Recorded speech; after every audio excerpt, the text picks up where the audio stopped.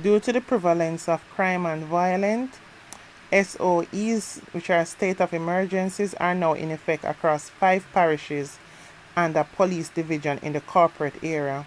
The office of the Prime Minister announced this on Friday. The parishes are St. James, Hanover, Westmoreland, St. Catherine, and Clarendon, while the St. Andrew South Police Division is also under the emergency measure. Acting on the advice and recommendations of the Police Commissioner and the Chief Defense Staff, Governor General Sir Patrick Allen declared the SOEs in these areas due to high criminal activity, his statement read. The security chief advised that over the period of January the 1st to December the 5th, 2023, the St. Andrew South Police Division produced the second highest number of murders across all police divisions, with a total of 113 murders. Meanwhile, the St. Catherine North Police Division produced the fourth highest number of murders among all police divisions at 109 murders. The Clarendon and St. Catherine South Police Divisions recorded the fifth and sixth highest number of murders for the period, with 194 murders respectively.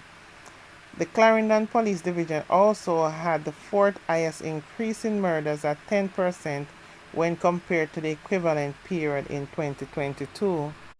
For the Western parishes, St. James continue to have the highest number of murders across all police divisions, with a total of 173 murders.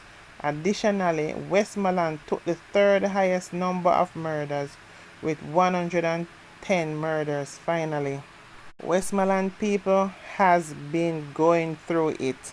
I have relatives live down there, and trust and believe they have been going through a full overhaul of the security system, scared to the any and everything, because the criminals them coming like the crocodiles, them coming out of every crips and corner, and they're just brawling. So Hanover had 67 murders for the same period and was the police division with the highest increase in murders at 52.3%. You know why it increasing more there?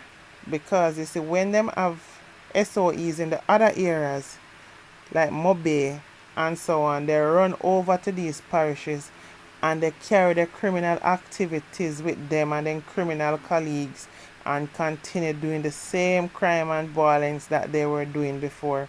So that is why when you have SOEs, you have certain parishes, you have to just lock down them areas there and come in like a fence them around and dig them down. So yes, the Hanover division has the most increase in murders at 52.3% when compared to the same period in 2022. In terms of homicide in relation to population, homicide per 100,000 population, St. James, Westmoreland, and Hanover have reflected 103.3, 93.4, and 60.7 murders per 100,000 respectively. At the end of 2022, the release added. It also went on to say that since the start of 2023, murders per 100,000 inhabitants of St. James, Westmoreland, and Hanover stood at 90.2, 73.4, and 92.4 respectively. This is significantly higher than the regional average rate of 15.1% per 100,000 and the world average rate of 6.1%, 100,000, the release said. So there you would have it, that Jamaica is at the top with the most crime-riddled country in the world. If you notice, the areas that never generally have so much crime and violence, their increases are like 50% like doubled, you know. And if it don't get a grip on these crime, just remember it will all triple too. It's like a revolving door. More criminals are being added every day. Well, let's watch and see how much changes the SOEs will make because based on history, anywhere the SOEs are not, the crooks are going to come out more in those areas. So they need to have precaution measures in those areas. New York City Police Department's first Deputy Commissioner Tanya Kinsella has expressed a willingness to meet with the leadership of the Jamaica Police Force to assist with reducing the country's crime rate if asked. We have trained with the best across the world and have assisted with training police officers around the world. I would be open to leading a mission to Jamaica to assist if I am asked. I would personally head such a team, Kinsella said in a telephone interview with the Gleaner. She pointed out that the NYPD has different ways that it uses to combat crime, and officers from the NYPD go all over the world to help tackle and combat crime. She noted further that New York City has seen its crime rate drop this year over last year and attribute this to the work of the men and women of the force who work to keep neighborhoods safe. Saying that Jamaica is like her second home, the highest ranking woman in the NYPD says she has visited the island on numerous occasions, but never in an official capacity. I go to Jamaica to relax and have a good time when I go. No one knows who I am, but it would be different if I am there on an official visit, she said. Kinsella's father is from St. Elizabeth, and she disclosed that she still has relatives in the parish whom she visits often. The daughter of a Jamaican father and a Guyanese mother, Kinsella said she loves Jamaica. Whenever I step off the plane, the smell of the air, the friendliness of the people, the vibrant culture, it is like I am home. I love my ackee and saltfish, my jerk chicken and jerk pork, and swimming in the waters of Jamaica, she said. Kinsella pointed out that if she could, she would visit Jamaica more often than she does right now. Kinsella began her career with the NYPD in 2003 as a police officer patrolling the streets of the 120th Precinct in Staten Island in 2008. She was promoted to sergeant and assigned to the 68th Precinct in Brooklyn, another promotion, this time to lieutenant. Followed in 2013, and she was assigned to the 13th Precinct in Manhattan. In 2016, she was promoted to the rank of captain and began her executive career in the NYPD as executive officer of the 120th Precinct. She was designated as the commanding officer of Housing Police Service in the area 1 and was promoted to deputy inspector in 2019. She was promoted to inspector and later deputy chief of patrol. In July this year, she was promoted to first deputy commissioner, making her the second person in charge of all of the NYPD. She has a force of more than 33,000 officers.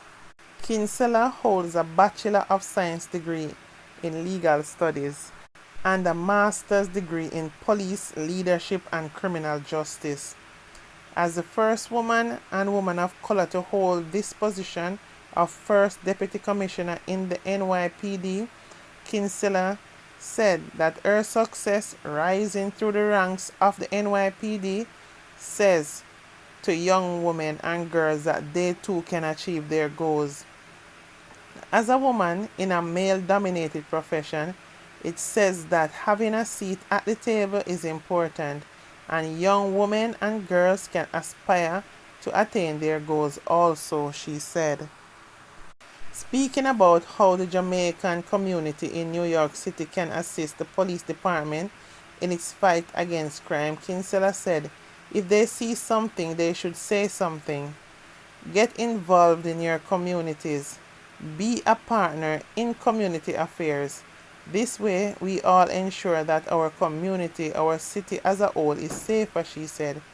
Kinsella was last Thursday presented with the Consul General's Heritage Award during a function held at the offices of the Jamaica Consulate in Manhattan, New York. Kinsella, Jamaica would be unlike anything you have ever experienced. Because first thing, the criminals are not only outside of the force, they are inside of the force. And in the force, corruption runs rampant beyond your wildest dreams. So it is not just straightforward solving crime, criminals, thieves, gunmen, etc. It's trying to rid the force of corruption. And remember, the corruption in the force don't just start in the force. It comes from higher places that instigate the corrupt ones, you understand, to be criminals in the force. So it is going to be a work like you have never expected. Trust and believe. Sit and have a talk with Mark Shields, and trust, it has gotten significantly worse since his time. It's not like he wouldn't get some changes, but bear in mind there would be resistance to it, because these old guards are set in their own ways, and it's not like it's one or two.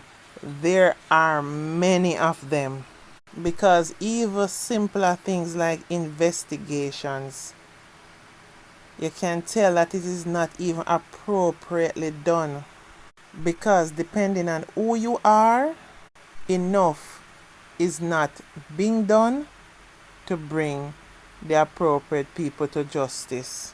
So generally, the investigation is just that, investigations really without no teeth. And based on your accolades and that you seem to get things done, rest assured, Jamaica won't be calling you unless it's a case just to look good and have like a meeting where you can talk, but to say, okay, bring in police force and you come in and have certain authority to put things in place, that will never be seen in Jamaica. In other words, that would never happen. Anyway, I'm proud of you as a woman of color and your achievements. Blessings. Anyway, guys, please to comment what you think about the whole situation and how you think Miss Kinsella would have really affected crime and violence in Jamaica. Remember, we don't have to agree on everything, but at least be respectful to each other. So comment what you think. Your comment is respected here. Anyway, guys, please remember to like, comment, and subscribe to my platform, please. Love you all. Bye for now.